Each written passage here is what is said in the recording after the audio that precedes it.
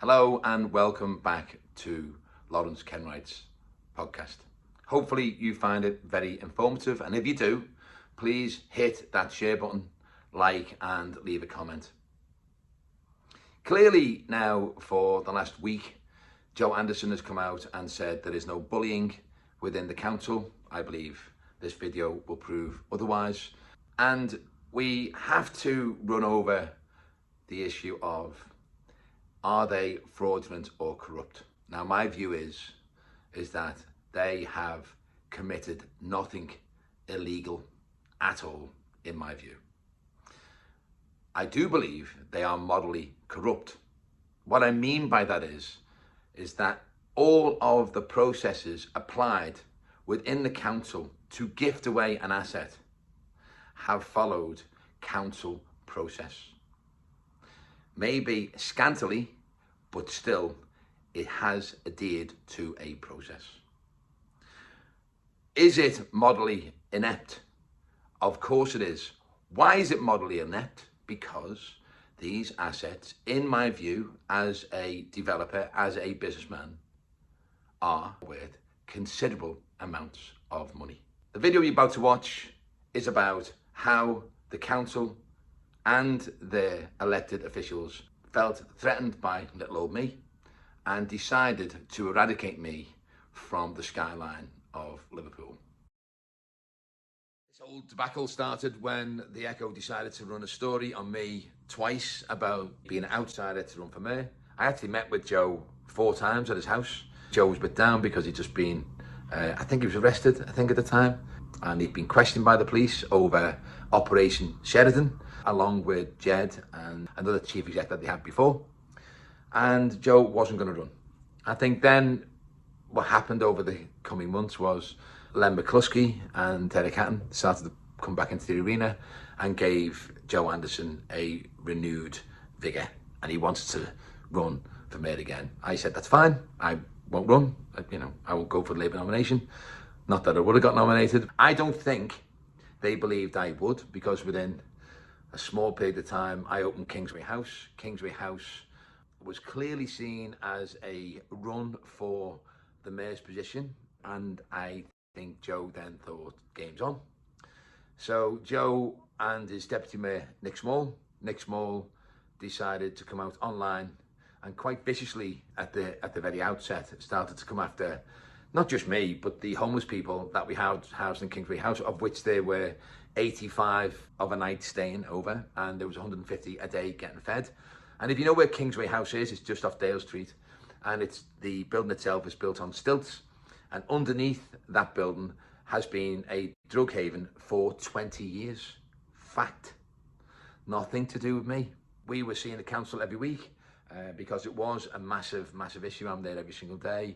We're getting hit by, various factors within the council. And we were seeing the head of housing at the time, which was Frank Hunt, Christine Banks, who's head of licensing.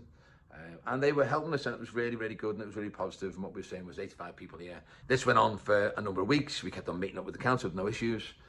And then we got to the 28th of Feb, and I told Joe Anderson, the mayor, that I was going to leave on the 28th of Feb. And when we left on the 28th of Feb, we wouldn't be in the homeless regime any longer. We didn't close on the 20th of Feb because it was bitterly cold because of an El Nino weather front coming across, and the temperatures were like -10 in the wind chill, and we didn't close down. Nick Small carried on going online, carried on lambasting what we were doing, and then we turned around to the councillors and said, we know we've got to close down. Let's do it in between the end of February to the end of March. We started putting all the boxes of the debris from the homeless underneath the building in the car park. The council promised to come out that night at 6 in the morning and take away all the boxes. They didn't come for another 36 hours. Obviously, with homeless people around the boxes, they would rummage over all the boxes, throw them everywhere. When the council finally came out, they then decided to take pictures of the debris, which was down to them. It was their fault. And then they broke into our sharps room. I get it's not an official sharps room. I get it isn't legal, but the police all knew about it. My thought process to this Portaloo, which was a sharps room, was let's not have people taking drugs in the main room where people slept. so that wasn't allowed. But then you forced them down the road in order for them to take the drugs in doorways, for them to drop the needle on the floor and for some child to come along and pick it up. That is also unacceptable. So we decided to have a sharp room, which was in a portal. Every morning at 7 o'clock we would go there. I've cleaned it out on a number of occasions, along with the rest of the team. They got into the Portaloo and took pictures of needles and whatever in there as well. And then within hours, they've sent that on to the Echo. The Echo then go front page, Kenwright drugs. And then I've got 3 negative, homeless, drug-taking stories relating to my name and St. Liver's name for the next 3 weeks. That causes me huge embarrassment and causes me a huge amount of my investors then to say, who is this guy? Because no one ever reads a story, they'll see Kenwright drugs and they think I'm a drug dealer. And that was, I think, the intention of Liverpool Echo to besmirch my name as best they could. And that's exactly what they did. We then pushed against the council then on numerous occasions. Janet McLaughlin, the city solicitor, asked her on numerous occasions, can you tell us what happened here? How did the Echo get hold of these emails and pictures? And then next morning, we've done the same. On the very morning that we asked for a full and final determination of what went on, from Janet McLaughlin, from Nick Small, that very day, I get a call from the then editor of the Echo, Alistair McRae. And he said, look, I'm really sorry, you know, I know Kenwright drugs and front page of the Echo is not a good thing for you, but actually I do like you as a person, and I want to tell you they're coming. I said, who's coming for me? They said, the council, they're going to close you down. And he said, there's a reporter actually in 30 James Street, as we speak, waiting for health and safety to come and close you down. I said, why would you want to do that? He said, well, that's what the worry is. We've had a call to say before health and safety even have gone in to your hotel, they are going to close you down. And sure enough, there was a reporter sitting there in our reception waiting for not one health and safety executive, but 2. There's never been 2 that I've ever known go to a hotel to look at a health and safety process. In fact, those 2 came for a collective 9 hours, 4.5 hours each, when normally a health and safety executive comes for 45 minutes. Yes, they did find mice droppings.